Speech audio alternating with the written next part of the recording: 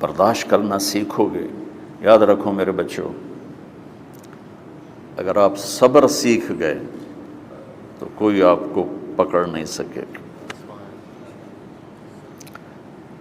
یہ جو ریسنگ گاڑیاں ہوتی ہیں نا، فراری اور مختلف ان کے نام ہیں، مشہور فراری ہے، اٹلی میں بنتی ہے. لیمبرگینی، یہ دونوں بنتی ہیں وہاں اٹلی میں.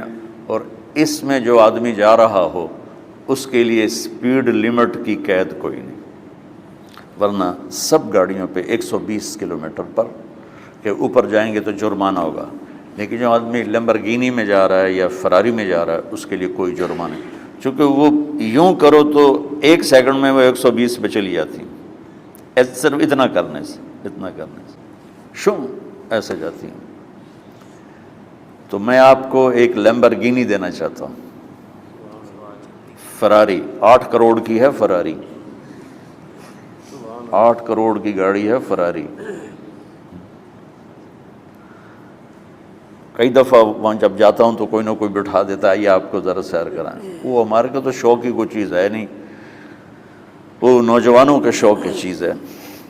تو 8 کروڑ کی گاڑی ہے، میں مفت آپ کو دے رہا ہوں، وہ ہے صبر. آخرت کے سفر میں اگر تیز چلنا چاہتے اور سب سے آگے نکلنا چاہتے ہو تو صبر کی فراری پہ سوار ہو جاؤ. تمہیں کوئی پکڑ نہیں سکے گا، تمہارے کوئی قریب بھی نہیں آ سکے. کہ دنیا میں صبر کرنے والوں کا قحط آ گیا ہے. بڑے بڑے علماء ہیں اخلاق سے خالی، بڑے بڑے علماء ہیں صبر جانتے ہی نہیں. اور پورا معاشرہ سر علماء، تم کل کے علماء ہو اس لیے علماء کی بات کر رہا ہوں، ورنہ پورا معاشرہ میرے بچوں صبر سے خالی ہے. تم سیکھو.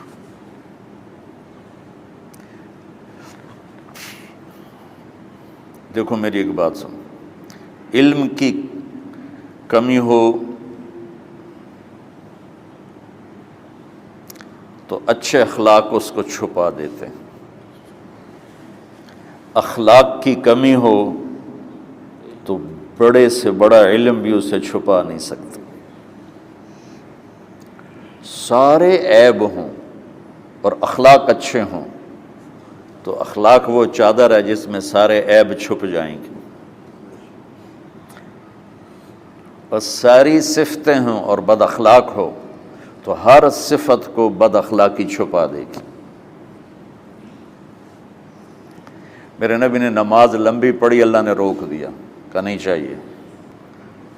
ما انزلنا علیک القرآن لتشقی، مختصر نماز پڑھیں، درمیانی نماز پڑھیں. پیسہ سارا خرچ کر دے، اللہ نے روک دیا. ولا تبسطها کل البسط، میرے نبی سارا خرچ نہ کرو، کچھ بچا کے بھی رکھو. تبلیغ میں اپنی جان کھپائی، اللہ نے اس سے بھی روک دیا. فلا تذهب نفسك علیہم حسرات، تبلیغ کرو خود نہ مر جاؤ. تبلیغ کتنا بڑا عمل ہے، اللہ نے کہا اعتدال. نماز کتنا بڑا عمل ہے، اللہ نے کہا درمیانہ ہاتھ رکھو. مال خرچ کرنا کتنا بڑا عمل ہے، اللہ نے کہا درمیانہ ہاتھ رکھو. جب میرے نے میں نے اخلاق میں بلند پرواز دکھائی تو اللہ نے کہا شاباش انک لعلی خلق عظیم. میرا نبی میں آپ کو شاباش دیتا ہوں، آپ کے اخلاق بڑے عالی شان ہیں. یہ نہیں کہا کہ اتنے بھی ذرا تھوڑا اکھ بھی کھائی کر کوئی کوڑا ہویا کر. تو تم مولوی بڑے غسیلے ہوتے ہو. تم میرے بچے بیٹھو نا اس لیے بات کر رہا ہوں. صبر نام کی شے ہی نہیں ہوتی. فقہ پڑھنا تو ہماری مت ماری جاتی. قرآن کو بھی فقہ کے انداز میں پڑھتے ہیں، حدیث کو بھی فقہ کے انداز میں پڑھتے ہیں. بخاری سے زیادہ امام بخاری پڑھاتے ہیں. ترجمۃ الباب پہ اتنا وقت لگا دیتے ہیں کہ حدیث جو اصل چیز ہے اس کی طرف توجہ نہیں جاتی۔ امام بخاری کی کتاب کا مقدمہ کوئی نہیں، تو اس پر جب بخاری شروع ہوتی ہے تو ہفتہ ہفتہ اس پہ سبق چلتا ہے کہ امام بخاری نے مقدمہ کیوں نہیں لکھا، جی میں سارے مل کے یعنی امام صاحب نے تو گلاں کی جان۔ میں اس کا اتنا آسان 1 منٹ میں اس سارے سبق کو ختم کر دیتا ہوں بخاری شریف کے، کہ دیکھو بھائی امام صاحب کا دل نہیں کیا مقدمہ لکھنے کو، اس لیے انہوں نے نہیں لکھا۔ گلموں ایک حدیث کے عنوان اور حدیث میں جوڑ نہیں تھا، تو شیخ رمزی بہت بڑے فاضل آدمی ہمارے فیصل آباد، میں نے کہا شیخ یہ جوڑ کوئی نہیں، کہا شیخ ھذا من اصعب ابواب البخاری، یہ بخاری شریف کے مشکل ترین ابواب میں سے۔ میں نے کہا تو بڑا آسان کام ہے، امام بخاری بھول گئے، ترجمہ کوئی اور تھا، حدیث کوئی اور لکھ دی، بھول گئے، بشر ہی تو ہیں، کیوں بچوں نے مصیبت پان دیا۔ تو بچوں شوق سے جاؤ، بہانے نہ کرو، ہماری ذرا تھوک ڈال کے پیٹوں میں درد، وہ شامہ پہ جاؤں گیا پھر توڑیاں ٹھیک ہے نا۔ میں زیادہ بول نہیں سکتا ہوں، ضروری سمجھ کے آیا تھا کہ تم خوشی سے جاؤ۔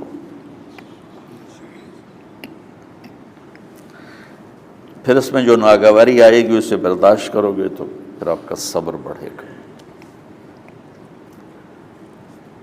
تو میں صرف میری شہرت نظر آتی ہے، اس میں جتنا مجھے صبر کرنا پڑا ہے وہ تمہارے سامنے نہیں ہے،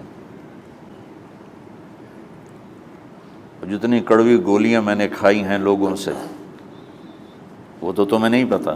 اب تمہیں اتنا نظر آتا ہے کہ واہ واہ ہو رہی ہے آگے پیچھے لوگ، میرے اللہ کا کرم ہے، میری کیا اوقات، آج ہوں کل مر جاؤں گا، اولاد کو بھی یاد نہیں رہے گا کہ طارق جمیل کون تھا۔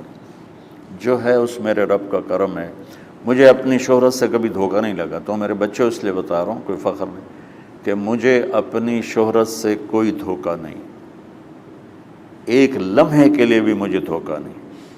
میرے دل کی گہرائیوں یہ بات اتری کہ سب میرے اللہ کا فضل ہے، اور برائی کرنے والا اور اچھائی کرنے والا میری نظر میں برابر ہو گیا ہے۔ برابر ہونے کا مطلب پہلے سمجھو، تو مجھے گالی دو گے مجھے تکلیف ہوگی، تو میری تعریف کرو گے مجھے خوشی ہوگی، اس کو برابری نہیں کہتے، وہ تو ایک طبعی چیز ہے۔ یہ میں نے ہاتھ پہ اپنا ہی ہاتھ مارا تو اس کو درد ہو رہا،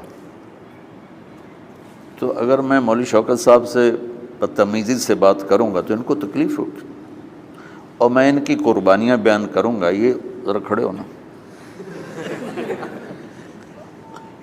ادھر ہاتھ دو، یہ اس سارے نقشے کے بانی ہیں، یہ پہلی اینٹ ہے۔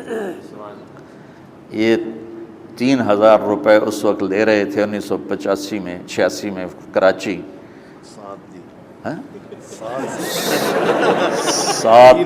7,000 ان کی تنخواہ تھی، اور میں نے ان کو تلمبے میں بلایا 900 روپے مہینے پر۔ کتنا فرق ہے 7,000 اور 900 کا؟